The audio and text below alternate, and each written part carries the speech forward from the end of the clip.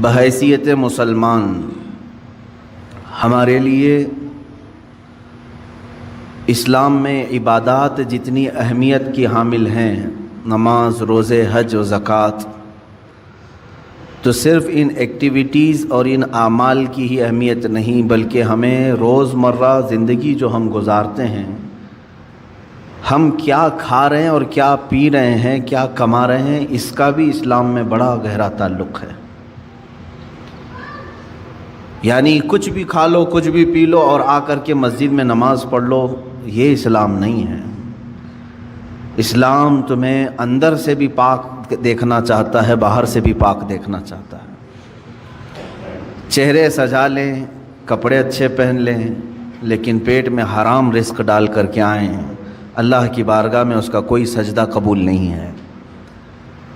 تو ظاہر کا نام صرف اسلام نہیں ہے، ہمارے باطن کی اصلاح بھی ضروری ہے۔ اسی لیے اسلام میں رزق کی بڑی اہمیت ہے، ہم کیا کھا رہے ہیں، کیا پی رہے ہیں۔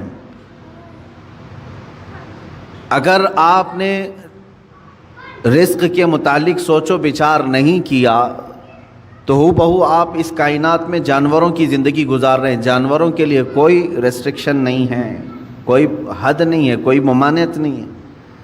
اگر وہ غلاظت کھا لے تو بھی کوئی اس کو برا نہیں سمجھتا، چارہ کھا لے تو بھی کچھ برا نہیں سمجھتا، سڑا ہوا کھا لے تو بھی کچھ برا نہیں سمجھتا، مرا ہوا کھا لے تو بھی کسی کو کچھ فرق نہیں پڑتا۔ جانوروں کی زندگی میں، کھانے پینے کے معاملات میں ظاہر سی بات ہے کوئی لمٹ ان کے ہاں موجود نہیں ہے۔ انسان ہیں آپ، اشرف المخلوقات ہیں۔ اسی لیے رب تعالیٰ فرماتا ہے، یا ایھا الذین آمنوا، اے ایمان والو، کلوا من طیبات ما رزقناکم، ہم نے جو تمہیں رزق دیا ہے ان میں سے پاکیزہ چیزیں کھاؤ، پاکیزہ چیزیں کھاؤ، واشکروا للہ، اور اللہ کا شکر بجا لاؤ۔ اور حدیث پاک رسول کریم صلی اللہ علیہ وسلم فرماتے ہیں، اللہ طیب ویحب الطیب، اللہ تعالیٰ پاک ہے اور پاک چیز کو ہی پسند کرتا ہے۔ پاک چیز کو وہ زیادہ پسند فرماتا ہے۔ تو پاک جس طرح سے، اب آپ کو میں مسائل بتاؤں، نماز میں آنے سے پہلے آپ کئی چیزوں پر توجہ دیتے ہیں۔ بدن پاک ہے یا نہیں، سب سے پہلے آپ یہ دیکھتے ہیں کہ کہیں پیشاب پخانہ یا نجاست حقیقی نہ ہوئی ہو، یعنی غسل واجب نہ ہوا ہو، ایسی ساری چیزیں آپ بدن کا دیکھ لیتے ہیں۔ دوسرے نمبر پر آپ جو کپڑے پہنے وہ بھی دیکھتے ہیں کہ کہیں ان کپڑوں پر کوئی نجاست تو نہیں لگی ہے۔ کپڑے بھی پاک ہیں، بدن بھی پاک ہے۔ پھر جہاں نماز پڑھنے کے لیے کھڑے ہیں وہ جگہ دیکھتے ہیں یہ پاک ہے کہ نہیں ہے، کتنی پاکی کا اہتمام ہے۔ ایک نماز، ایک سجدہ ادا کرنے سے پہلے بدن کا غسل سے ہونا، وضو سے ہونا، کپڑوں کا پاک صاف ہونا، اور پھر اس جگہ کا بھی پاک ہونا ضروری ہے۔ یہ شرائط نماز میں سے ہے۔ اگر ان میں سے کوئی ایک چیز بھی ناپاک رہی تو نماز ہوگی نہیں۔ بدن ناپاک تھا یا کپڑے ناپاک تھے یا وہ جگہ ناپاک تھی جہاں نماز پڑھ رہے ہیں، نماز ہوگی نہیں۔ میرے عزیزو، ہم جب ان چیزوں کا اہتمام کرتے ہیں تو یہ تو ظاہری احکام ہوئے جو شریعت نے ہمارے اوپر رکھے ہیں۔ اور حدیث پاک میں اللہ تعالیٰ کے حبیب صلی اللہ علیہ وسلم فرماتے ہیں، ان اللہ لا ينظر الى صورکم بل الى قلوبکم، اللہ تمہاری صورتوں کی طرف نہیں دیکھتا، تمہارے دلوں کی طرف دیکھتا ہے۔ اب تم مسجد میں آ رہے ہو، بدن بھی پاک کر کے آئے، کپڑے بھی پاک کر کے آئے، اور جگہ بھی پاک ہے جہاں نماز پڑھ رہے ہیں، لیکن جسم کے اندر حرام غذا لے کر کے آئے، ناپاک چیزیں کھا کر کے آئے، جس چیز کے اللہ نے اور اس کے رسول نے منع فرمایا وہ چیزیں اپنے جسم کے اندر لے کر کے آئے، تو یوں ہی سمجھ لو میرے عزیزوں کہ اندر کی غلاظت سے آپ نے اپنے آپ کو صاف نہیں کیا، باہر صرف صاف ہو گئے۔ اسی وجہ سے نمازوں کا کما حقہ لطف بھی نہیں مل پاتا، عبادتوں کا وہ ذوق بھی نہیں آ پاتا۔ اس کی وجہ کیا ہے؟ اندر سے یہ خرابی موجود ہے، اوپر سے جتنی لیپا پوتی کر لیں ہیں۔ اس کی مثال یوں ہی ہے، آپ نے اپنے جیب میں سڑے ہوئے گوشت کے ٹکڑے رکھے ہیں، مردہ رکھا ہوا ہے، ظاہر سی بات ہے ایک مردہ اور یہ سڑے ہوئے گوشت کی بدبو کتنی ہوتی ہے۔ یا غلاظت اپنی جیب میں رکھے ہوئے ہیں، اوپر سے عطر پر عطر لگا رہے ہیں، عطر پر عطر لگا رہے ہیں۔ جتنا بھی عطر لگاؤ وہ اندر کی غلاظت کی بدبو آ ہی جاتی ہے، اور کبھی ایسا ہوتا ہے کہ اس عطر کا بھی فائدہ نہیں ہوتا، وہ مکس ہو کر کے کوئی اور ہی بو بن جاتی ہے، کوئی اور ہی مہکانے لگ جاتی ہے۔ عزیزان گرامی، ہم اپنے اندر کی غلاظتوں کو رکھ کر کے اگر نماز، روزے، زکوٰۃ یہ ساری چیزیں کرتے رہیں تو ایسی ہی ہے کہ یہ عبادتوں کا کما حق و فائدہ نہیں اٹھا پاتے، نمازوں میں لطف کیوں نہیں مل پاتا، سجدوں میں یہ تڑپ کیوں نہیں آ پاتی، دلوں کی پاکیزگی اور حلال رزق کی جو اہمیت اسلام میں ہے اس کی طرف توجہ نہ دینے کی وجہ سے یہ ساری چیزوں کی خرابی آتی ہے۔ کسی نے کہا تھا آپ تو کہتے ہیں قرآن میں ہے، اللہ نے فرمایا ان الصلاۃ تنہی عن الفحشاء والمنکر، بے شک نماز ہر بے حیائی اور برائی سے روکتی ہے۔ ادھر نماز پڑھ رہا ہے ادھر چپل چوری کر رہا ہے، ادھر نماز پڑھا ادھر فوراً باہر نکلتے ہی اجنبی عورتوں پر نظر ڈال رہا ہے، تو کہاں اس کی نماز نے تو بے حیائی سے اسے روکا ہی نہیں۔ قرآن کہہ رہا ہے نماز بے حیائی سے بچاتی ہے، برائی سے بچاتی ہے۔ ظاہر سی بات ہے آپ کا سوال حق ہے، نماز بے حیائی اور برائیوں سے بچاتی ضرور ہے، اس میں نماز کا قصور نہیں میرے عزیز۔ نماز کو جس انداز سے پڑھنے کا حکم دیا گیا تھا وہ نماز تم نے اگر پڑھ لیا ہوتا، ظاہر بھی پاک ہو باطن بھی پاک ہو، پھر دیکھو تمہیں نماز صرف بے حیائی اور برائیوں سے بچاتی نہیں بلکہ مولا کے قرب تک پہنچاتی ہے، اللہ رب العزت کے قرب تک پہنچاتی ہے۔ صاف سی بات ہے میرے عزیزو، اللہ کے حبیب صلی اللہ تعالیٰ علیہ وسلم کی ایک حدیث پاک میں ذکر کرتا ہوں آج۔ حضور اکرم صلی اللہ تعالیٰ علیہ وسلم ارشاد فرماتے ہیں، اے میرے صحابہ، ان قریب تم دیکھو گے میری امت پر ایک ایسا زمانہ آئے گا کہ لوگ حلال و حرام کی تمیز بھول جائیں گے، جو ہاتھ میں آیا وہ کھا لیں گے، اور یہ وہ زمانہ ہوگا کہ صبح مومن ہوں گے شام میں کافر ہو جائیں گے، رات کو مومن سوئیں گے صبح کافر اٹھیں گے، یصبح مؤمنا ویمسی کافرا۔ یہ وہ زمانہ آ گیا ہے میرے عزیزو، امت کا اکثر حصہ آج حلال و حرام کی تمیز بھول چکا ہے۔ ایک بات میں آپ کو بتاؤں، اللہ تعالیٰ نے قرآن پاک میں جو ہمارے لیے احکام بیان کیے کہ کون سی چیز تمہارے لیے سوٹیبل ہے، مجھے یہ بتاؤ کہ وہ ہمارا خالق ہے یا نہیں؟ اسی نے پیدا کیا ہے ہمیں، اور وہی بہتر جانتا ہے کہ ہمارے جسم کے لیے کون سی غذا سوٹیبل ہے، جس نے بنایا وہی بہتر جانتا ہے نا۔ جب اس نے قرآن پاک میں ہمارے لیے فرما دیا کہ تمہارے لیے حلال سوٹیبل ہے، صرف پاکیزہ غذائیں، اور اس نے تو تمہارے لیے اتنا اہتمام فرمایا، تفسیر میں نے پڑھا اللہ رب العزت نے اس اشرف المخلوقات کو اتنی عزت دی ہے کہ زندگی میں اگر سب سے زیادہ ضرورت کسی چیز کی ہوتی ہے تو کھانے پینے کی ہوتی ہے، بغیر کھائے پیے کون زندہ رہتا ہے؟ آپ بغیر کپڑوں کے رہ لیں گے، بغیر مکان کے رہ لیں گے، بغیر پیسوں کے رہ لیں گے، لیکن بغیر کھانے پینے کے بہت کم دن تک آپ رہیں گے۔ یہ سب سے زیادہ ضروری چیز ہے آپ کے لیے، کھانا پینا، ہوا پانی۔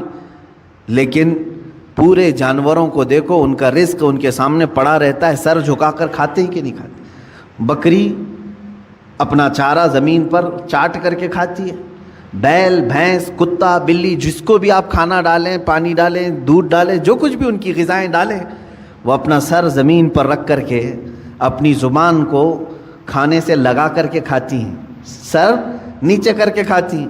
اشرف المخلوقات کو اللہ تعالیٰ نے یہ عزت بخشی ہے کہ تمہارا سر رزق کے سامنے بھی جھکنے نہ پائے، یہ صرف اللہ نے اپنے لیے بنایا ہے، وہاں پر بھی جھکنے نہ پائے، تم ہاتھوں سے اٹھاؤ اور اپنے منہ تک لے جاؤ۔ کچھ جانور ہو سکتا ہے اس طرح کے کھانے میں ہوں، لیکن تفسیر میں فرمایا کہ اشرف المخلوقات کی یہ عزت ہے کہ اللہ نے تمہارے سر کو رزق کے سامنے بھی جھکنے نہیں دیا۔ میرے عزیزو، جس کو اللہ تعالیٰ نے اتنا پاکیزہ بنایا ہے کہ اس صورت کو اللہ قرآن میں فرماتا ہے کہ ہم نے سب سے بہترین صورت اگر اپنی مخلوق میں کسی کو دی ہے تو وہ انسانوں کو دی ہے، انسانوں کو سب سے بہترین صورت دی ہے۔ اس کی لاکھوں کی مخلوق ہیں، جانور ہوں، پرند ہوں، جنات ہوں، ملائکہ ہوں، سب مخلوقات ہیں۔ ان مخلوقات میں سب سے اچھی صورت کس کو ملی ہے؟ انسان کو ملی. اگر انسان کو سب سے اچھی صورت نہ ملی ہوتی تو کبھی انسانوں میں اللہ اپنے محبوب کو نہیں پیدا کرتا, وہ اور اچھی صورت والوں میں پیدا کرتا. محبوب صلی اللہ علیہ وسلم کا انسانوں میں پیدا ہونا اس بات کی علامت ہے کہ اللہ نے اس انسان کو سب سے اشرف صورت عطا کی ہے. اور یہ بھی روایت میں ملتا ہے کہ قیامت کے دن اگر یہ انسان غلطی کیے, کفر کریں, شرک کریں, برائیاں کریں, جہنم میں ان کو ڈالنا ہوا بھی, جہنم میں ڈالنا ہوا بھی, تو اس شکل سے کوئی جہنم میں نہیں جائے گا, جہنمی کی صورت بدل دی جائے گی, جہنم میں جانے والے کی صورت بدل جائے گی. بلکہ فرمایا گیا کہ اگر وہ جہنمی, ایک جہنمی جس کے بارے میں کہا گیا ہے اگر وہ مکہ اور مدینے کے درمیان بیٹھ جائے تو اس کے دونوں ہاتھ پھیل جائیں گے. 450 کلومیٹر کا فاصلہ ہے, اتنا بڑا اور چوڑا اس کو بنا دیا جائے گا, اور اس کا صرف ایک کان ایک ہاتھی کے برابر, اس کے جبڑے پہاڑوں کے برابر ہوں گے. ایک جہنمی کی شکل اتنی بڑی بنائی جائے گی کیونکہ اسے عذاب چکھانا ہے, یہ چھوٹی چھوٹی صورتوں کے ساتھ نہیں. اب بتائیں محدثین نے اس شکل کے ساتھ جہنم میں کیوں نہیں ڈالا جائے گا؟ فرمایا گیا کہ اس لیے کہ اسی شکل میں اللہ نے اپنے محبوب کو پیدا کیا ہے. محبوب اکرم صلی اللہ تعالیٰ علیہ وسلم انسانی شکل میں ہیں, تو انسانی شکل کو اللہ تعالیٰ جہنم میں نہیں ڈالے گا.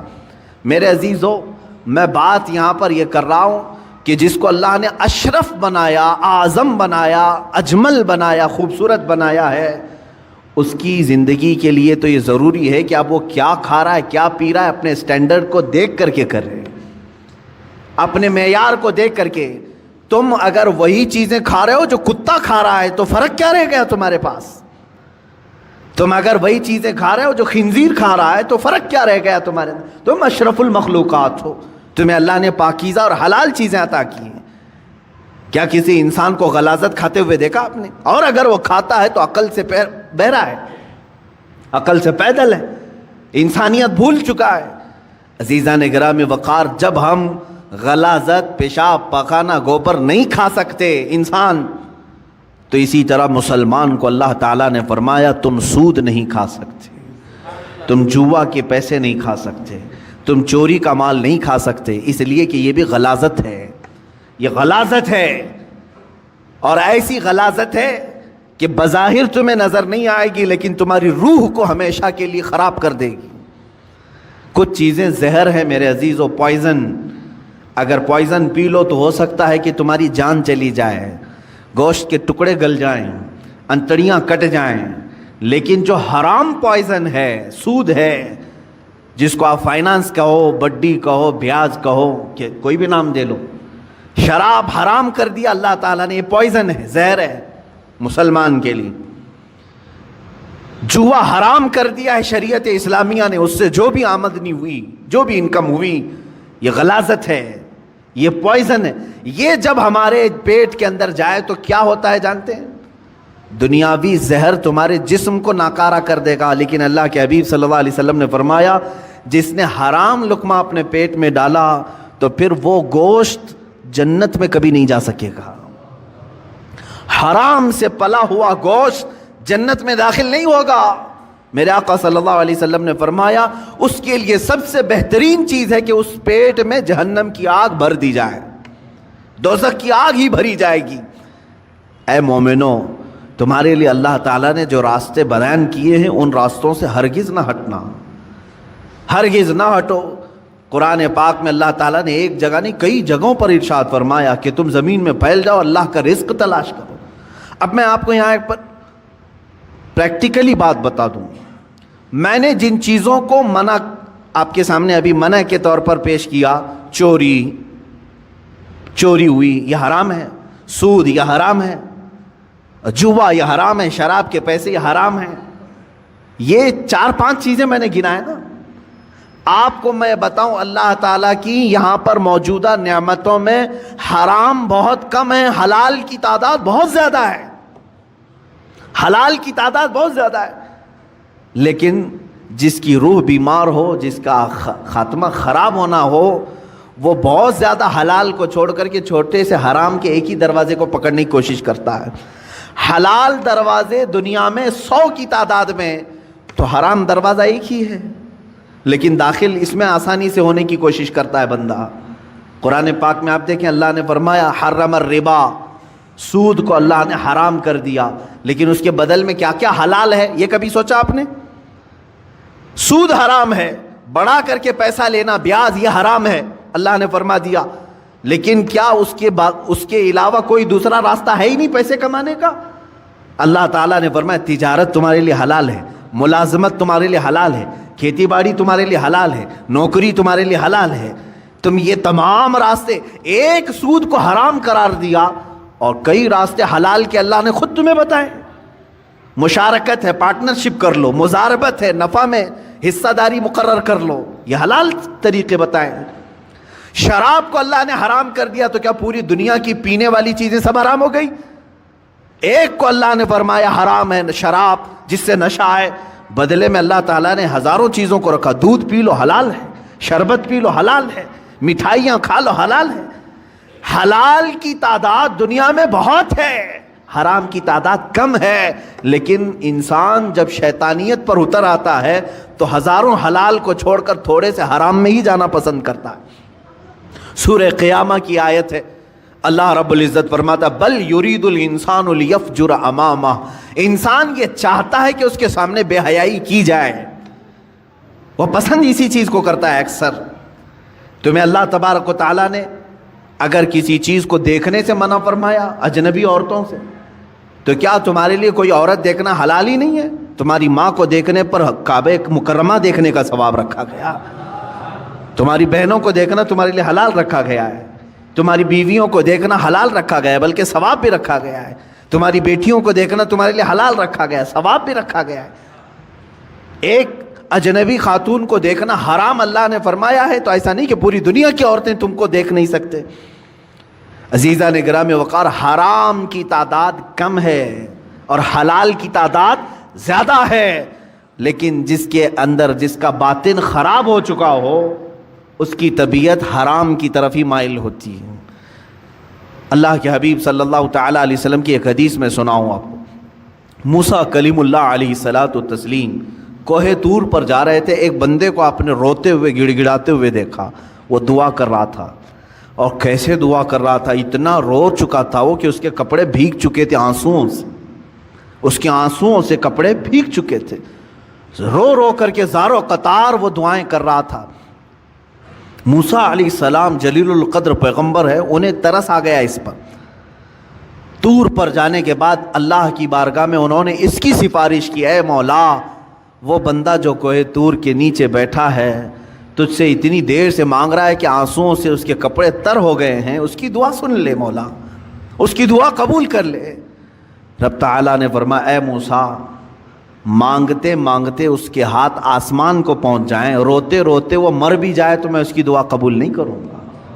موسیٰ علیہ السلام نے عرض کیا مولا ایسا اس نے کیا کیا؟ رب تعالیٰ فرماتا ہے کہ اس لیے کہ اس کے بدن پر کپڑے حرام ہیں اور پیٹ میں لقمہ حرام ہے، حرام کا لقمہ اس کے پیٹ میں ہے اور حرام کا لباس اس کے جسم پر ہے، میں اس کی دعا کو اس کی موت تک قبول نہیں کروں گا۔ دعائیں نہیں جاتی ہیں، بار اجابت تک نہیں ٹکرائیں گی۔ دعاؤں کے قبول ہونے کی شرائط کبھی آپ نے پوچھا کسی سے جا کر کے؟ یہ شکایت تو سب کی ہے، بہت دعا کیا، بہت وظیفے پڑھے، اب تک کچھ بھی نہیں اثر ہوا، کچھ بھی نہیں قبول ہوا۔ کبھی اس کے نہ قبول ہونے کے علامات یا شرائط کیا ہیں دعا قبول ہونے کی، یہ آ کر کے کبھی آپ نے پوچھا؟ سب سے پہلی شرط ہے دعاؤں کے قبول ہونے کی، حلال کھائے اور سچ بولے، حلال کھائے اور سچ بولے۔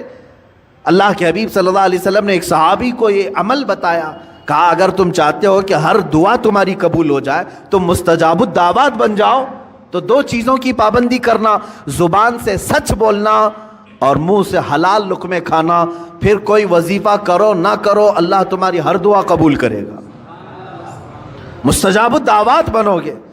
یہاں آج وہ حدیث صادق آ رہی ہے میرے عزیزو، جو اللہ کے حبیب صلی اللہ علیہ وسلم نے فرمایا اے میرے صحابہ ان قریب تم دیکھو گے امت پر میرے ایک ایسا زمانہ آئے گا کہ میری امت حلال و حرام کی تمیز بھول جائے گی، ختم کر دے گی۔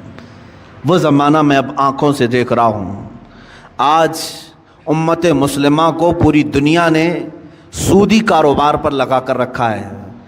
حقیقت میں آپ کو بتاؤں، آج یہودیوں کا سب سے بڑا نظام، دجالی نظام، یہ کریڈٹ پر جو چل رہا ہے، سودی بینکوں کا جو نظام انہوں نے پوری دنیا میں متعارف کروایا، پوری دنیا سے انہوں نے حلال کا خاتمہ کرنے کی کوشش کی، اس میں مسلمان بھی ملوث ہو گئے۔ بینکوں کے مسائل الگ ہیں، لیکن تقریباً پوری دنیا کو انہوں نے سود پر لا کر کھڑا کر دیا، سود پر لا کر کھڑا کر دیا۔ اور سود کی نحوست ایسی ہے کہ جو بندہ اس میں ڈوب گیا وہ نحوستوں میں گرفتار ہو گیا۔ اللہ اور اس کے فرشتے اس بندے سے اپنی نظر ہٹا لیتے ہیں جو سود کی بلا میں ملوث ہو جاتا ہے۔ لیا ہے کسی سے، سود پر پیسہ استعمال کر رہا ہے اور بڈی بھر رہا ہے، اللہ تبارک و تعالیٰ اس بندے پر رحم نہیں فرمائے گا۔ لیکن یہ ہے، میں نے پڑھا ہے، سلطان عبد الحمید ثانی رحمۃ اللہ تعالیٰ علیہ، خلافت عثمانیہ کے ایک عظیم سلطان کا نام ہے، خلیفہ کا۔ ایک دن آپ نے اپنے وزیر سے کہا فلاں صاحب ہیں ان کو بلائیے۔ کوئی دکاندار تھے تو وزیر نے بلایا، وہ اندر آئے۔ سلطان نے اپنی جیب سے کچھ پیسے نکالے اور کہا کہ یہ آپ کا پورا ہو گیا، حساب کتاب صاف۔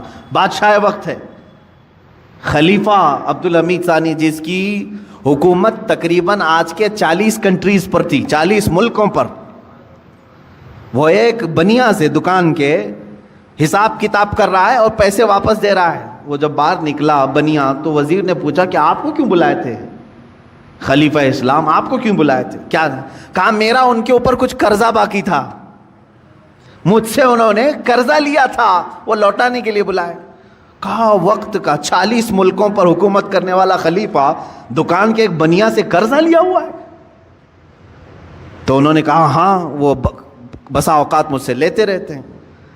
اس کے بعد وہ چلا گیا، اس کی پریشانی بڑھ گئی۔ وزیر نے آ کر کے پوچھا کہ حضور یہ کیا معاملہ ہے؟ وہ سچ کہہ رہا ہے، آپ کو حقیقت میں ایسے چند سکوں کی یا پیسوں کی ضرورت پڑ گئی؟ میرے عزیزوں، سود کے بدلے میں اسلام نے کیا دیا ہے؟ بادشاہ خلیفہ سلطان عبد الحمید ثانی، اللہ ان پر رحم فرمائے، فرماتے ہیں میں نے ایک حدیث پڑھی تھی اللہ کے رسول صلی اللہ تعالیٰ علیہ وسلم کی، کہ بندہ اپنی ضرورتوں کے تحت اگر کسی سے قرض حسن لیتا ہے تو ادا کرنے کی نیت ہو، لیا ہے ادا کرنے کی نیت ہو، تو ادا کرنے کے زمانے میں جتنی دن تک وہ کوشش کرتا رہے گا، اللہ کے نزدیک وہ رحم کرنے والا بندہ پایا جائے گا۔ خصوصی نظر اللہ کی اس پر ہوگی کہ یہ بندہ قرض میں ڈوبا ہوا ہے لیکن دینے کی نیت کیا ہوا ہے۔ میں ہمیشہ اس بنیا سے تھوڑے سے یہ قرض اس لیے لے لیتا ہوں کہ اللہ مجھ پر نظر رکھے، اللہ رب العزت مجھ پر نظر خاص رکھے، کیونکہ اس بندے پر اللہ رحم فرماتا ہے، ہاں دینے کی نیت کیا ہو۔ اور حدیث پاک میں یہ بھی ہے کہ قرض لیا ہے دینے کی نیت سے اور وہ کوشش میں لگ گیا دوسرے ہی دن سے، مجھے دینا ہے مجھے دینا ہے، فرمایا اللہ تعالیٰ سارے فرشتوں کو اس کی مدد میں لگاتا ہے کہ اس کے لیے راستے کھول دو، کہیں سے بھی آ جائے، اس لیے کہ اس کا بوجھ اتر جائے۔ اس سے قبل بھی میں نے شاید بتایا ہو اس بات کو۔ اور جس کی نہ دینے کی نیت ہو، پیسہ لیا ہڑپ گیا، اس کے لیا کھا گیا، قرض ادا کرنے کی نیت نہیں، اس کے لیے بھی سن لو، فرمایا گیا کہ اگر دینے کی نیت نہ ہو تو اللہ تعالیٰ اس پر دروازے بند کرتا ہے، محتاجی پر محتاجی، محتاجی پر محتاجی آئے گی۔ یہ کبھی نہ سمجھنا کہ اس قرضے کے بعد سب چکتا ہو جائے گا، ان قریب تم دوسرا اس سے بڑا قرضہ کسی اور سے لوگے، اس کے بعد تیسرا کسی اور سے لوگے، اس نحوست میں تمہاری موت آ جائے گی، تمہاری محتاجی نہیں جائے گی۔ ایک قرض اگر چکانے کی نیت نہ ہو، 100 قرضوں کا بوجھ تمہارے اوپر آ جائے گا، ذلیل ہو کر کے مریں گے دنیا سے۔ قرض ادا کرنے کی اگر نیت نہ ہو تو اس کے لیے وعید ہے۔ بہرحال میرے عزیزوں، میں رزق حلال کی بات کر رہا ہوں۔ مسلمان اگر حرام کی طرف جاتا ہے تو یہ اسے زیب نہیں دیتا۔ جو اللہ اور اس کے رسول صلی اللہ تعالیٰ علیہ وسلم کو دل و جان سے مانتا ہو، اللہ کی بارگاہ میں سجدہ ریز ہوتا ہو اور اللہ کی حمد و ثنا بیان کرتا ہو اپنی زبان سے، اس زبان کو ہرگز یہ زیب نہیں دیتا کہ وہ اپنی زبان سے حرام لقمے اپنے پیٹ میں اتارے، حرام لقمے پیٹ میں اتارے۔ حضرت عبداللہ بن مبارک رحمۃ اللہ تعالیٰ علیہ فرماتے ہیں کہ نہیں، ان کا ایک واقعہ یوں بیان کیا گیا، جب آپ کا انتقال ہو گیا تو کسی نے آپ کو خواب میں دیکھا، پوچھا اے ابن مبارک اللہ تعالیٰ نے آپ کے ساتھ کیا معاملہ فرمایا؟ فرماتے میں تو بخشا گیا ہوں، لیکن میرے گھر کے سامنے ایک لوہار رہتا تھا، لوہے کا کام کرنے والا، اللہ نے میرے سے زیادہ اسے بلند مرتبہ عطا کیا ہے، مقام اس کا بلند ہو گیا ہے۔ تو لوگ جنہوں نے خواب میں دیکھا علماء سے کہا کہ ایسے ایسے ہم نے خواب دیکھا، کہا کہ وہ لوہار ہے کہ حقیقت میں؟ کہا ہاں ہے۔ جا کر کے پوچھا گیا، اس کا بھی انتقال ہو چکا تھا، اس کی بیوی سے پوچھا گیا تیرا شوہر ایسا کیا کرتا تھا؟ کہا اس نے کہ وہ روزانہ اپنے ہاتھوں کی کمائی کھاتا تھا، ہاتھوں سے لوہے کا کام کرتا تھا، خود کی محنت کی کھاتا تھا۔ اب اگر آپ پوچھ رہے ہیں بہت ساری نیکیاں کیا ہیں، تو مجھے تو ایسی کچھ نظر نہیں آئی۔ دو چیزیں تھی اس کی، دو چیزیں تھی۔ کہا کیا؟ ایک تو یہ کہ رات کو تھک کر کے آتا تھا، جب ہم سونے کے لیے تیار ہوتے اپنے گھر میں تو سامنے عبداللہ ابن مبارک کا گھر تھا اور وہ تہجد کے لیے کھڑے ہوتے تھے رات کو۔ میرا شوہر ہر دن یہ اٹھا کر ہاتھ یہ کہتا اے اللہ کاش مجھے اتنی محنت نہ کر کے رزق زیادہ آ گیا ہوتا تو میں بھی رات بھر تیری عبادت کے لیے کھڑا ہوتا تھا۔ روزانہ یہی کہتا تھا، میرے پاس بھی رزق کی وسعت آ جائے تو میں بھی رات بھر کھڑا ہو جاتا۔ دوسری چیز ایک یہ تھی اس کی کہ لوہے کو گرم کرتا تھا آگ میں اور ہتھوڑا اٹھاتا تھا، ہتھوڑا اٹھا کر کے پیٹنا ہوتا ہے لوہے کو شکل دینے کے لیے، لیکن جیسے ہی گرم ہو جاتا لوہا اور اس نے ہتھوڑا اٹھایا، اذان کی اگر آواز آ جاتی تو ہتھوڑا پیچھے پھینک دیتا تھا۔ وہ کہتا اب میرے مولا نے مجھے پکارا ہے، اس کے بعد مارا ہوا ہتھوڑا میرے لیے حلال نہیں ہے۔ رب تعالیٰ کی پکار کے بعد اگر میں نے ہتھوڑا مارا اور پھر اس سے شکل بنی اور پھر وہ بازار میں بکا، پھر اس کی آمدنی آئی، وہ لوہار کہتا یہ میرے لیے حلال نہیں ہے، میں رب کو چھوڑ کر کے کوئی کمائی نہیں چاہتا۔ میری نظر میں یہی دو چیزیں علماء نے فرمائی، انہی دو چیزوں کی بنیاد پر اس لوہار کو عبداللہ ابن مبارک سے بھی بلند مقام دیا گیا ہے۔ حلال کھاتا تھا، حلال کی فکر کرتا تھا۔ عزیزان گرامی وقار، رزق حلال کے دروازے آج بھی کشادہ ہیں، بہت ہیں، لیکن آج معاشرے کو میں دیکھ رہا ہوں کہ جن کی آج سب سے زیادہ ایکٹیویٹی بڑھی ہوئی ہیں مسلمانوں کی۔ آپ کو معلوم ہے سب سے زیادہ لوٹے کون جاتے ہیں؟ مسلمان لوٹے جاتے ہیں۔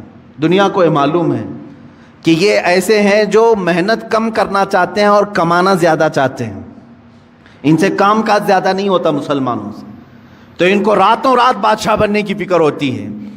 آپ دیکھ لینا جا کر کے، تجزیہ کر لو، لاٹری لگانے میں سب سے زیادہ وہ مسلمان آگے ہوں گے۔ ان کو ایسا لگتا ہے کہ راتوں رات میں کروڑ پتی بن جاؤں گا۔ چیٹ فنڈ کمپنیاں جتنی آتی ہیں اس میں مال مسلمانوں کا لگتا ہے۔ یہ چیٹ فنڈ کمپنیاں آتی ہیں جو لاکھ کو 2 لاکھ بناتی ہیں سال بھر کے بعد، اور دیتی بھی ہیں شروع میں، اور اس کے بعد چند سالوں کے بعد پورا کا پورا مال لے کر کے فرار ہو جاتی ہیں۔ حیدرآباد میں ہوا، بنگلور میں ہوا، ممبئی میں، یہ کنٹینیو چلتے رہتے ہیں۔ میں آپ کو بتاؤں چیٹ فنڈ کمپنیاں نئی نئی آتی رہیں گی، ان کو پوری ٹریننگ دی جاتی ہے چلانے کی، نئی نئی اسکیمیں لانے کی، اور جو ڈسے ہوئے ہیں مسلمان اب بھی اگر نئی کمپنی آئے تو پھر جا کے بھریں گے، پھر بھریں گے۔ کیوں؟ حلال کھانے کی جب فکر نہ ہو، محنت کرنے کی جب عادت نہ ہو، تو شیطان اسی طرح سے ان کے ذہن کو ورغلاتا ہے اور راتوں رات اپنے پورے پیسے لگا کر کے ڈبل چاہتے ہیں۔ یہی تو سود ہے، یہی تو بیاج ہے جو حرام کھانے کی فکر ہے۔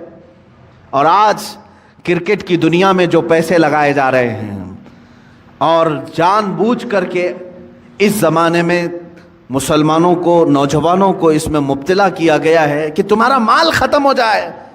حیرت کی بات ہے کہ پہلے شرم محسوس کرتے تھے لوگ بیاج کہنے کو، سود کہنے کو، گیمبلنگ کہنے کو، جوا کہنے کو۔ کرکٹ کے نام پر دنیا تمہیں جوئے میں ملوث کر رہی ہے اور تم خوشی سے کھیلے جا رہے ہو۔ یاد رکھو، جس نے جوئے کو دیکھا، جوا بازی کیا نہیں، کھیلا نہیں، دیکھتا رہا، اللہ رب العزت کا عذاب اسے گرفتار کرے گا۔ سب سے بڑا عذاب اللہ کا یہ ہے کہ موت سے پہلے ایمان چھین لیا جائے، خطرناک عذاب ہے اللہ کا. جوا اللہ رب العزت کی بارگاہ میں ہرگز پسند نہیں. انما الخمر والمیسر والانصاب رجس من عمل الشیطان. اللہ فرماتا ہے شیطان کی غلاظتوں میں سے ہے یہ. جوا شیطان کی غلاظتوں میں سے, شیطان کے پخانوں میں سے ہے یہ. اتنی غلیظ چیز ہے جس کو آج فخر کے ساتھ کر رہے ہیں. بیٹنگ لگانا, بکنگ کرنا, اور آج کرکٹ کے نام IPL کے نام پر. اب یہ دیکھیں, پہلے تو گورنمنٹ میں بھی اس طرح کا جرم سمجھا جاتا تھا نا. بیٹنگ کرنا اور پیسے لگانا, میچ فکسنگ کرنا, یہ سب جرم سمجھا جاتا تھا. بلکہ آج تو یہ ہے کہ اسی نام پر یہ کھیل چل رہے ہیں, اسی نام پر. مجھے ہمارے ایک بچے نے کہا کہ اب تو ایپ بنا دیا گیا ہے, ایپلیکیشن, کہ کہیں ادھر ادھر ایجنٹوں کو پیسے دینے کی ضرورت نہیں. ایپلیکیشن بن کر کے آیا ہے, اسی میں آپ پیسے ڈال دو اور میچ میں جتنے پیسے لگانا ہے لگاؤ.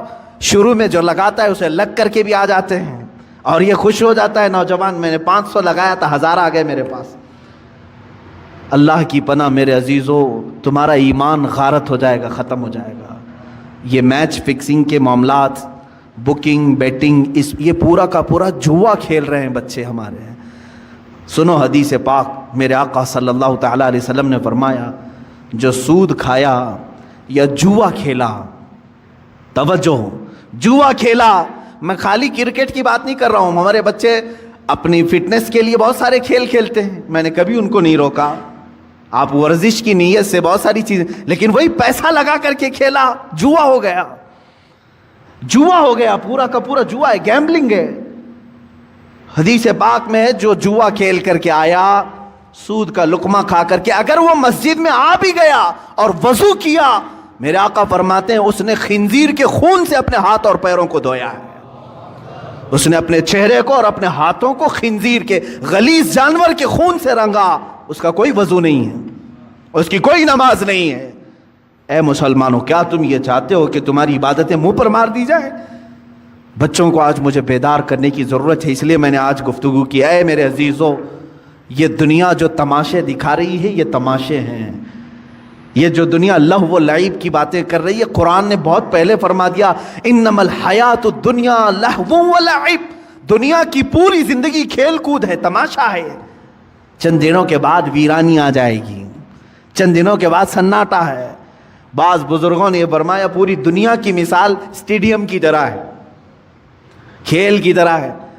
پلیئرز آ رہے ہیں, لوگوں کے دیکھنے کی بھیڑ جمع ہے, آوازیں ہو رہی ہیں. کھیل ختم ہوا, ساری سیٹیں خالی, پلیئر بھی چلے گئے, بچا کیا؟ خالی گراؤنڈ. تمہاری زندگی دنیا میں ایسی ہی ہے, تم آئے ہو ہنسی خوشی کھیل کود سب چیزوں میں اپنی زندگی ختم کیے, اچانک ملک الموت کا پنجہ پڑے گا, اور پھر جب تم قبرستان میں لے جائے جاؤ گے تو سارا کا سارا سناٹا ہوگا, کچھ نہیں. اب دنیا کا شور شرابہ کچھ نہیں, وہاں پھر سزا دینے والے فرشتوں کی چنگاڑ سنائی دے سکتی ہے. عزیزان گرامی وقار, ہمارا جب عقیدہ آخرت پر ہے, آخرت پر, مجھے ایک بڑی اچھی بات یاد آتی ہے. ایک بڑے عالم دین تھے, ان کے متعلق میں نے پڑھا. وہ ٹرین میں سفر کر رہے تھے, سامان کچھ زیادہ ہو گیا تھا اور اس کی فیس بھرنی تھی. جو پینلٹی ہوتی ہے یا تو پھر اس کا گورنمنٹ کو بھرنا تھا چارج.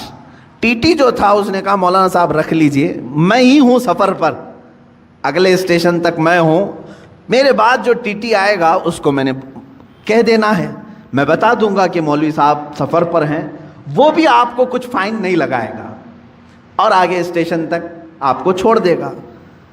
مولانا صاحب نے پوچھا کہ وہ کہاں تک چلے گا؟ آپ تو اگلے اسٹیشن تک جائیں گے, میرے سامان کی کوئی پوچھ تاچھ نہیں ہوگی.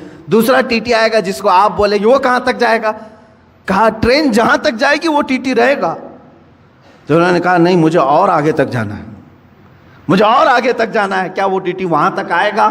کہا کہاں تک جانا ہے؟ کہا مجھے میدان محشر تک جانا ہے, وہاں تک جانا ہے. اگر وہ تمہارا ٹی ٹی وہاں پر بھی سفارش کر دے گا اور اللہ سے میرے اس جرم کی سزا کو کم کروا دے گا, میں خاموش بیٹھتا ہوں. تم مجھ سے چوری کروا رہے ہو. انہوں نے اپنا وہ معاوضہ بھر دیا, اور ظاہر سی بات ہے اس ٹیٹی کے دل میں بھی خوف خدا ایسا آیا، اس نے خود بیان کیا، اس کے بعد زندگی بھر کبھی میں نے حرام لقمے کی طرف ہاتھ نہیں بڑھایا۔ ہمارے اسلاف اور ہمارے بزرگوں نے ہمیں یہ سکھایا ہے۔ آج امت کے پاس حلال لقمے بہت سارے ہیں۔ شیخ علی دقاق رحمۃ اللہ تعالیٰ علیہ کی ایک حکایت میں نے پڑھی تھی۔ یہ پہاڑوں پر جا کر کے عبادت کرتے تھے۔ ایک دن پہاڑوں کے اوپر یہ لکڑیاں کاٹنے کے لیے بھی جاتے تھے، لا کر کے بیچتے تھے کاٹ کر کے۔ ایک دن دیکھا ایک تھیلا وہاں پڑا ہوا ہے، تھیلی چھوٹی سی، اور اس کو ہلا کر کے دیکھا تو سونے کے سکے تھے، اشرفیاں تھیں۔ ظاہر سی بات ہے راستے میں اگر کسی کو سونے کی اشرفیاں مل جائیں تو اس کے کیا ہے، وارے نیادیں ہیں۔ اور انہوں نے اٹھایا، کہا کہ دل تو نہیں چاہتا کہ اس میں سے میں اپنے لیے کھاؤں، یہ لقطہ ہے، لقطہ کے احکام الگ ہیں شریعت۔ انہوں نے کہا میں یہ کسی مستحق کو دے دوں گا۔ لے لیا، دل میں ذرا برابر خرابی نہیں آئی۔ نیچے آئے، پہاڑ سے اتر کر کے دیکھا ایک حبشی غلام کالا، جس کے ہونٹ چوڑے تھے، معذور تھا، ہاتھ نہیں تھے پیر تو تھے، معذور شخص تھا، بیٹھا ہوا تھا، پسینے میں شرابور تھا۔ شیخ علی فرماتے ہیں مجھے لگا اس سے زیادہ مستحق کون ہوگا، اس کے پاس کھانے پینے کی کوئی چیز نہیں، کچھ نہیں۔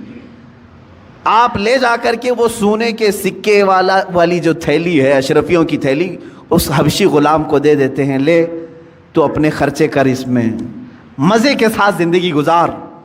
اس حبشی نے کہا اے علی دقاق، لے جاؤ اس کو، جہاں سے اٹھایا وہیں رکھو، پچھلے 1 سال سے روزانہ میں دیکھ رہا ہوں، پچھلے 1 سال سے میں اس کو روزانہ دیکھ رہا ہوں، آج تک ہاتھ نہیں اٹھایا۔ میرے عزیز و شیخ علی دقاق فرماتے ہیں کوئی حبشی غلام، وہ اس زمانے کے قطب تھے جنہوں نے ہاتھ لگانے کو بھی منع فرمایا۔ آج ہم ان اسلاف کی روشنیوں کو بھول کر کے دنیا جو ہمیں ہے یہ کرشمے دکھا رہی ہے اس کے پیچھے پڑ گئے۔ موبائل اپلیکیشن میں اگر تمہیں پیسے بھرنے کی بات آ گئی، سوچا آسانی سے بھر دوں گا، کوئی نہیں دیکھ رہا ہے، میں میچ میں بیٹنگ لگا دوں گا، کسی ایجنٹ کے پاس نہیں گیا، اسی اپلیکیشن میں بھر دیا، 500 کون دیکھ رہا ہے، میرے اکاؤنٹ سے کٹ گئے۔ یاد رکھو اللہ رب العزت علیم و خبیر ہے، لا تأخذہ سنۃ ولا نوم، جس کے پاس تمہیں فیصلہ دینا ہے اسے تو اونگ بھی نہیں آتی، نیند بھی نہیں آتی۔ ہم سے بچ لو گے، آج دنیا سے بچ لو گے، دوست و احباب کو چھپا کر کے تم جوا کھیل لو گے، لیکن دوست و احباب تمہارا نہ فیصلہ کرنے والے ہیں نہ تمہیں سزا و جزا دینے والے ہیں۔ جس کے پاس فیصلہ ہونا ہے اس کی تو شان یہ ہے کہ اسے اونگ بھی نہیں آتی، وہ غافل بھی نہیں ہے کسی چیز سے، تمہارے حالتیں، تمہارے دل کی خبریں وہ سب جان رہا ہے۔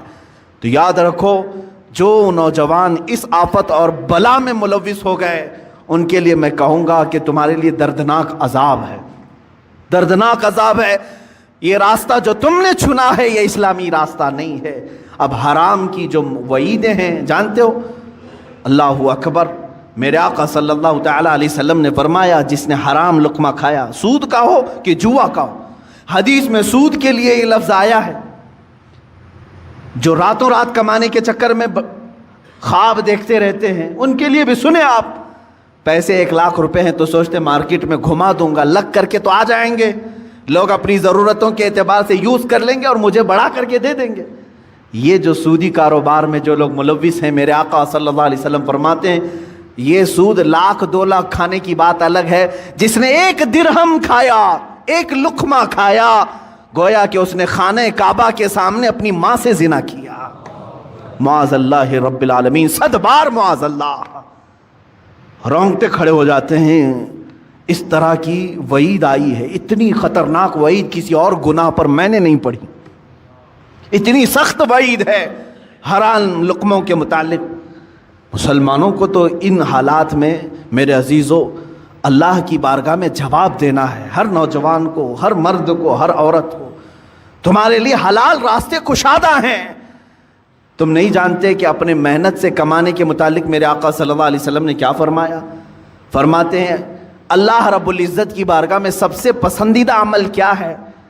دیکھیں تقریباً اللہ تعالیٰ نے 1,24,000 کم و بیش نبیوں میں ایک لقب میرے آقا کو عطا فرمایا، اس لقب کے ساتھ کسی اور نبی کو نہیں بلایا گیا، حبیب اللہ، اللہ کا حبیب, حضور صلی اللہ علیہ وسلم کو کہا گیا حبیب اللہ, لیکن یہی لقب اللہ تعالیٰ نے ایک اور جگہ فرمایا. میرے آقا صلی اللہ علیہ وسلم فرماتے ہیں الکاسب حبیب اللہ, اپنے ہاتھ سے حلال کھانے والا بھی حبیب اللہ ہے. اپنے ہاتھ سے محنت کر کے حلال کھانے والا حبیب اللہ ہے. ہاتھ سے محنت کر کے کھانے کا مطلب یہ نہیں ہے کہ پھوڑا اٹھائے, کدالی اٹھائے, یہی نہیں ہے. ہاتھ سے محنت کرنے کے بہت سارے معاملات ہیں. تم آفس میں بیٹھ کر کے ورک کر رہے ہو, یہ بھی محنت ہے تمہاری. تجارت کے دیکھ ریکھ کر رہے ہو, یہ بھی محنت ہے تمہاری. لیکن حرام راستے پر نہ گیا ہو. کاشتکاری کرنے والا حلال کما رہا ہے, ٹھیلا کھینچنے والا حلال کما رہا ہے. عزیزان گرامی, حلال کمانے میں کبھی اپنے آپ کو ہلکا بھی مت جاننا کہ عیب ہے یہ. قلیوبی میں نے ایک حکایت پڑھی, اللہ اللہ, میرے آقا صلی اللہ تعالیٰ علیہ وسلم کے متعلق. اے نوجوانوں, تم راتوں رات بیٹھ کر کے پیسے لگا کر کے اپنے گھر میں حرام کے لیے دروازے کھول رہے ہو. سنو, اپنے اس آقائے امت صلی اللہ علیہ وسلم کی بارگاہ میں سید الانبیاء, سید المعصومین, سید الاصفیاء, حبیب کبریا صلی اللہ تعالیٰ علیہ وآلہ وصحبہ وبارک وسلم حسنین کریمین کے گھر آئے ہیں. دیکھا بچے بھوکے ہیں. سیدہ نے کہا کہ ابا جان, گھر میں کوئی چیز نہیں ہے, کھجور تک نہیں ہے بچوں کو کھانے کے لیے. حضور اکرم صلی اللہ علیہ وسلم نے کیا فرمایا, اے فاطمہ, میں جاتا ہوں, دیکھتا ہوں کہ کوئی مزدوری مل جائے تو میں کروں گا اور کما کر کے لاؤں گا. کون کہہ رہا ہے؟ اللہ کے حبیب صلی اللہ علیہ وسلم. مولانا شہاب الدین قلیوبی نے یہ حکایت لکھی ہے. فرماتے ہیں کہ میرے آقا صلی اللہ تعالیٰ علیہ وسلم مدینے کے باغیچوں کو دیکھتے ہوئے گئے. دور ایک باغیچے کے پاس آپ نے دیکھا کہ ایک مالک باغیچے کا پانی کنویں سے نکال کر کے ڈال رہا تھا درختوں پر. حضور اکرم صلی اللہ تعالیٰ علیہ وسلم نے ارشاد فرمایا, کیا مجھے یہاں تیرے باغیچے میں کوئی کام مل سکتا ہے؟ اس نے کہا, ہاں, تم میرے اس کنویں سے ڈول گھڑا پانی بھر کر کے درختوں پہ ڈالو, میں بدلے میں کھجوریں دوں گا. ایک گھڑا پانی ڈالو گے تو 2 کھجوریں دوں گا. اللہ کے حبیب صلی اللہ تعالیٰ علیہ وسلم نے رسی لی, اس گھڑے کو باندھا, ڈول کو باندھا اور پانی کھینچنا شروع فرمایا اور اپنے ہاتھوں سے اٹھایا اور درخت پر ڈالا. درخت کو سینچا, 2 3 4 درختوں کو سینچا. چوتھی یا تیسری مرتبہ رسی ٹوٹ گئی اور گھڑا ڈول کنویں میں گر گیا. یہ اللہ کے حبیب صلی اللہ تعالیٰ علیہ وسلم کی بات کر رہا ہوں. میرے عزیز بچوں, نوجوانوں, جب تمہارے ہاتھ میں حرام کاریاں شیطان دے دے تو میرے نبی کو یاد کر لینا اس دن. میں آج کیا کر رہا ہوں؟ مدینے کے تاجدار صلی اللہ تعالیٰ علیہ وسلم اپنے ہاتھ سے رسی کھینچ کر کے, ان کو تو اللہ جنت کے دسترخوان اتارتا تھا, لیکن اپنی امت کے لیے میرے آقا نے یہ درس دیا. رسی ٹوٹ گئی, گھڑا اندر گر گیا, باغیچے کا مالک نہیں جانتا تھا, آیا اس نے ہاتھ اٹھا دیا. مزدوروں کے ساتھ جس طرح کیا جاتا ہے. اللہ کے حبیب صلی اللہ تعالیٰ علیہ وسلم نے جواب نہیں دیا. میرے آقا صلی اللہ تعالیٰ علیہ وسلم نے جواب نہیں دیا, اس لیے کہ میں مزدوری کر رہا ہوں یا کام کر رہا ہوں. آپ نے گھڑے کو نکالا, پھر رسی کو باندھ کر کے اس کو دے دیا. غالباً اس دن 6 یا 8 کھجوریں ملی, وہی لے کر کے حسنین کریمین کو کھلانے کے لیے میرے آقا تشریف لائے. گھر میں تشریف لائے وہی کھجوروں کے ساتھ. کائنات کا آقا و مولا اپنے ہاتھوں سے کما کر کے اپنے بچوں کو کھلا سکتا ہے, اور تم راتوں میں بیٹھ کر کے گیمبلنگ کر کے, جوئے کھیل کر کے اپنے گھر کو جہنم کی آگ سے بھرنا چاہتے ہو. کیسی امت ہے میرے آقا کی. حضور اکرم صلی اللہ تعالیٰ علیہ وسلم نے کسی کو یہ چیز بیان نہیں کی, لیکن جس نے ہاتھ اٹھایا تھا اس کے بعد اسے احساس ہونے لگا کسی حسین چہرے پر میں نے ہاتھ اٹھایا ہے. چاند جیسا کوئی میرے باغیچے میں اترا تھا. بعد میں بے قراری اتنی بڑی کہ جو گزرتا تھا اسے پوچھتا تھا کہ ایک ایسی شخصیت میرے ہاں آئی تھی, کون ہے یہ؟ لوگوں نے کہا کہ وہ تو محمد رسول اللہ تھے صلی اللہ علیہ وسلم. اس نے کہا وہی ہے. کہا ہاں. اس نے ندامت اور شرمندگی کی وجہ سے تلوار اٹھائی اور اپنا ہاتھ کاٹ دیا. کہا مجھے اس ہاتھ کی ضرورت تھی, میں نے ہاتھ اٹھا دیا. اسی حالت میں وہ مسجد نبوی آیا. اللہ کے حبیب صلی اللہ تعالیٰ علیہ وسلم کے پاس شام کے وقت آیا, زاروں قطار رونے لگا، مجھ سے گستاخی ہو گئی، میں نہیں جانتا تھا، ہاں میں نے کبھی یہ نہیں سوچا تھا کہ اللہ کا رسول باغیچے میں میرے آ کر کے ڈول سے پانی سینچے گا، پانی نکال کر کے درختوں پر ڈالے گا۔ اللہ کے حبیب صلی اللہ علیہ وسلم نے کسی کو کچھ نہیں کہا، اس کے ہاتھ کو لے کر کے پھر سے مونڈے سے جوڑا اور اپنا لعاب پاک لگا کر بھیج دیا، صحیح ہو گیا وہ بندہ۔ میں نے قلیوبی میں یہ بات پڑھی ہے، صرف اس لیے عرض کرتا ہوں آج بچوں کو، نوجوانوں کو، تم کو شیطان یہ راستہ دکھاتا ہے کہ تم جہنم کی آگ اپنے گھروں میں، اپنے برتنوں میں، اپنے پتیلیوں میں بھر دو حرام رزق سے، اور اللہ کا حبیب صلی اللہ تعالیٰ علیہ وسلم تمہیں یہ درس دیتا ہے، رسول کریم صلی اللہ علیہ وسلم تمہیں یہ راستہ دکھاتے ہیں کہ تمہارا گھر حلال کی برکتوں سے منور ہو جائے، تم کھاؤ، نور پیدا ہو۔